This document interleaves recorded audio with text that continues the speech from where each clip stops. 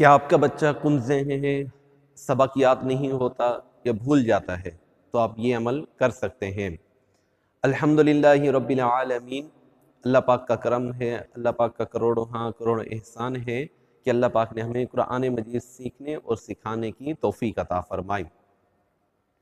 آج ہماری تختی نمبر 7 کا دوسرا سبق ہے۔ تختی نمبر 7 کے پہلے سبق میں ہم نے ساکن حرف کے بارے میں پڑھا تھا، سنا تھا۔ آج ہم دوسرے قواعد تختی نمبر 7 کے حروف مدہ کے قواعد سیکھتے ہیں اور انہی کے بارے میں ہم سنتے ہیں، سمجھتے ہیں۔ اگر آپ ہمارے چینل پر نیو ہیں تو ہمارے چینل کو سبسکرائب کر دیں، اور ہمارے فیس بک چینل سے آپ دیکھ رہے ہیں تو اس کو فالو کر لیں۔ آج ہم جو بات کر رہے ہیں، اگر اس سے پہلے کہ آپ نے ویڈیو ہماری دیکھنی ہے، شروع سے آپ پڑھنا چاہ رہے ہیں، تو پلے لسٹ میں آ جائیں۔ پلے لسٹ میں ہم نے پورا جو ہم نے شروع